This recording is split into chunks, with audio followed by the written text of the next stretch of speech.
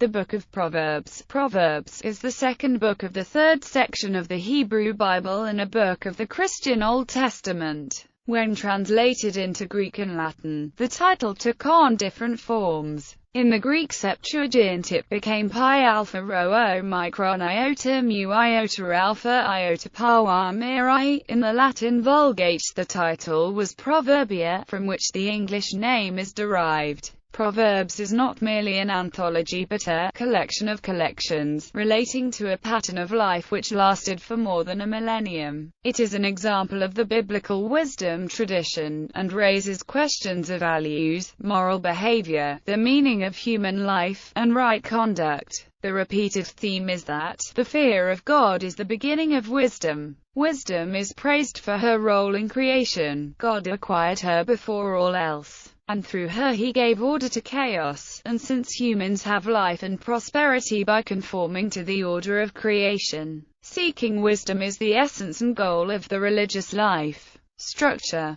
The superscriptions divide the collections as follows. Proverbs chapters 1 to 9. Proverbs of Solomon, son of David, king of Israel. Proverbs 10 to 22:16. Proverbs of Solomon. Proverbs 22:17 to 24:22. The sayings of the wise. Proverbs chapter 24 verses 23 to 34. These also are sayings of the wise. Proverbs chapters 25 to 29. These are other proverbs of Solomon that the officials of King Hezekiah of Judah copied. Proverbs chapter 30. The words of Agur. Proverbs chapter 31 verses 1 to 9. The words of King Lemuel of Massa, which his mother taught him. Proverbs chapter 31 verses 10 to 31. The ideal wise woman. Contents. Proverbs translates the Hebrew word mashal, but mashal has a wider range of meaning than the short, catchy sayings implied by the English word.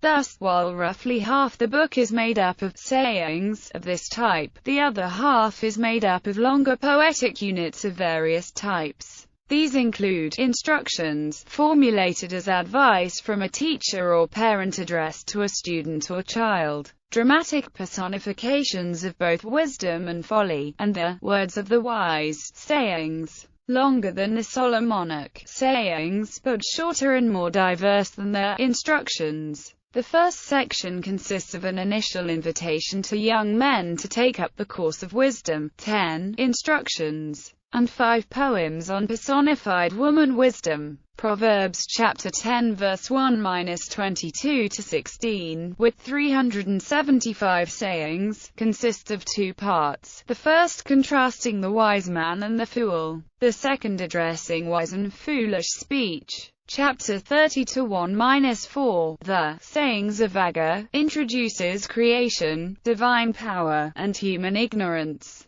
Composition. It is impossible to offer precise dates for the sayings in Proverbs, a collection of collections, relating to a pattern of life which lasted for more than a millennium. The phrase conventionally used for the title is taken from chapter 1 to 1. Mishli Shelemo, Proverbs of Solomon, is likely more concerned with labeling the material than ascribing authorship. The book is an anthology made up of 6 discrete units. The first, chapters 1 to 9, was probably the last to be composed in the Persian or Hellenistic periods. The second, chapters 10 to 22:16, carries the superscription, the Proverbs of Solomon, which may have encouraged its inclusion in the Hebrew canon. The third unit is headed, Bend Your Ear and Hear the Words of the Wise. A large part of it is a recasting of a second millennium Egyptian work, the Instruction of Amen-Emope, and may have reached the Hebrew author through an Aramaic translation. Chapter 24-23 begins a new section and source with the declaration. These 2 are from the wise. The next section at chapter 25 to 1 has a superscription to the effect that the following proverbs were transcribed by the men of Hezekiah,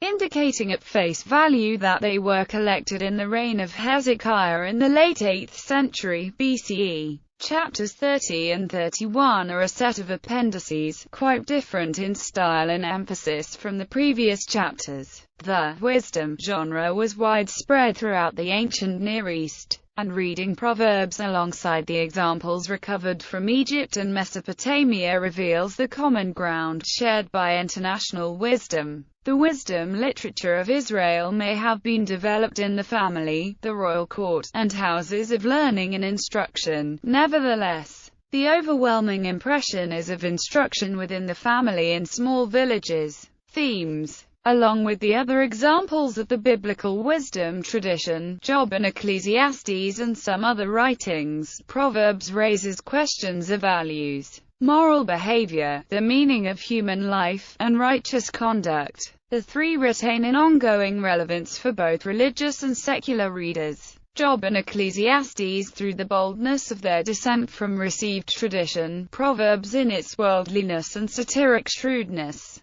Wisdom is as close as biblical literature comes to Greek philosophy, of which it was a contemporary. It shares with the Greeks an inquiry into values and reflections on the human condition. Although there is no discussion of ontology, epistemology, metaphysics, and the other abstract issues raised by the Greeks, Proverbs was almost excluded from the Bible because of its apparent contradictions. The reader is told, for example, both to not answer a dolt according to his folly, according to 26:4, and to answer the dolt by his folly, as 26:5 advises. More pervasively, the recurring theme of the initial unit is that the fear of the Lord is the beginning of wisdom. But the following units are much less theological, presenting wisdom as a transmissible human craft, until with 30:1-14, the words of Agur, we return once more to the idea that God alone possesses wisdom. The contradictions are the result of the book's origins is not just an anthology but an anthology of anthologies. The fear of God is the beginning of wisdom. Wisdom is praised for her role in creation. God acquired her before all else, and through her he gave order to chaos.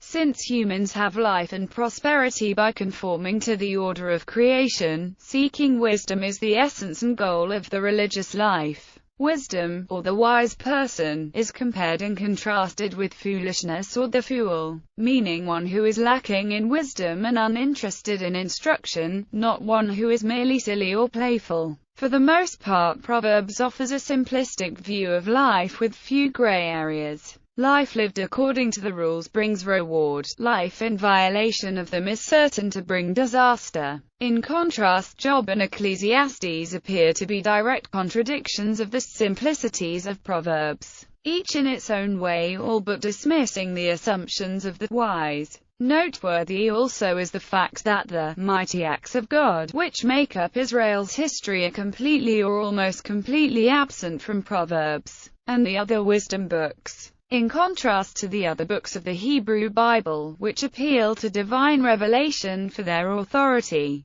wisdom appeals to human reason and observation, later interpretation and influence. The pre-exilic Old Testament allowed no equals to Yahweh in heaven, despite the continued existence of an assembly of subordinate servant deities. The post-exilic writers of the wisdom tradition developed the idea that wisdom existed before creation and was used by God to create the universe. Present from the beginning, wisdom assumes the role of master builder while God establishes the heavens, restricts the chaotic waters, and shapes the mountains and fields, borrowing ideas from Greek philosophers who held that reason bound the universe together. The wisdom tradition taught that God's wisdom, word and spirit were the ground of cosmic unity. Christianity in turn adopted these ideas and applied them to Jesus. The Epistle to the Colossians calls Jesus, image of the invisible God, firstborn of all creation, while the Gospel of John identifies him with the creative Word.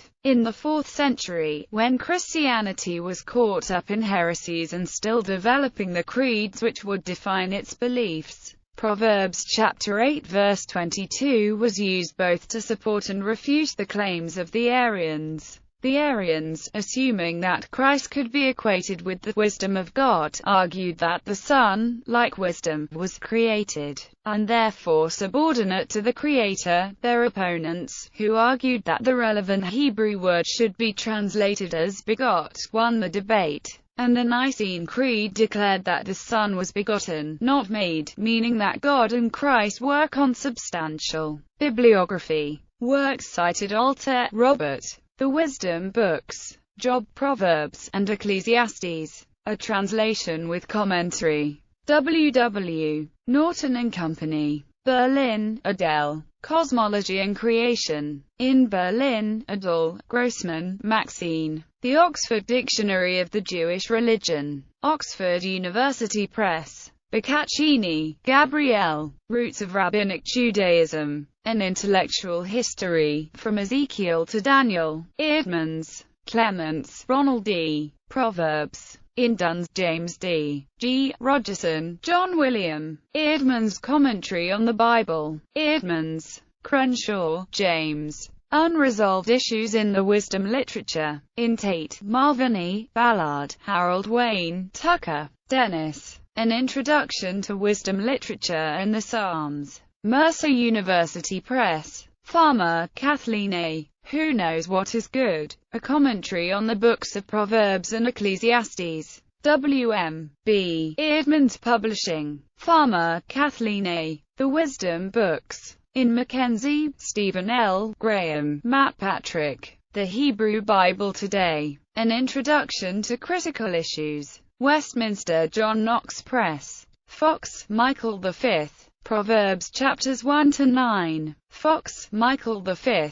Proverbs chapters 10 to 31. Yale University Press. Grab, Lester L. A History of the Jews and Judaism in the Second Temple Period. The Persian Period. Continuum. Kaiser, Christopher B. Creational Theology and the History of Physical Science. Brill. Keown, Gerald. The Canonical Shape of the Wisdom Literature. In Tate, Malviny, Ballard, Harold Wayne, Tucker, Dennis. An Introduction to Wisdom Literature and the Psalms. Mercer University Press. Longman, Tremper, Garland, David D. Proverbs, Isaiah, Zondervan, Page Lee. Council, Heavenly. In Watson E. Mills. Mercer Dictionary of the Bible. Mercer University Press. Parrish, Stephen. Creation. In Watson E. Mills. Mercer Dictionary of the Bible. Mercer University Press. Purdue, Leo G. Wisdom Literature. A Theological History.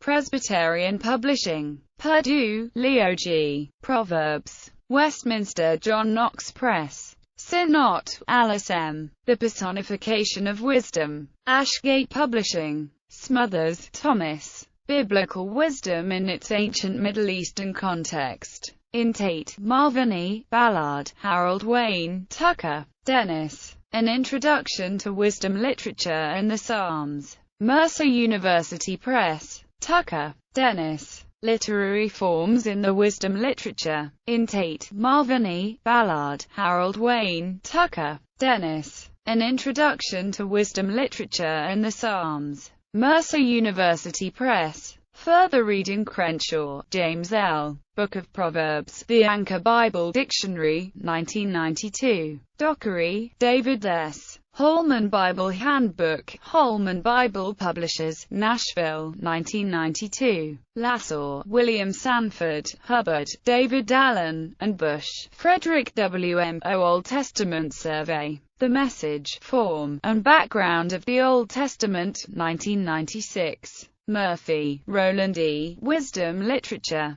Job, Proverbs, Ruth, Canticles, Ecclesiastes, and Esther. Grand Rapids, 1981. Steinman, Andrew. Proverbs chapters 1 to 9 as a Solomonic composition. Journal of the Evangelical Theological Society, 43. No. 4. Walker, Bruce. Book of Proverbs. Chapters 1 to 15. W.M. B. Eerdmans. ISBN 978-0-8028-25452. Walker, Bruce. The Book of Proverbs. Chapters 15 to 31. W.M. B. Eerdmans. ISBN 978-0-8028-2776-0.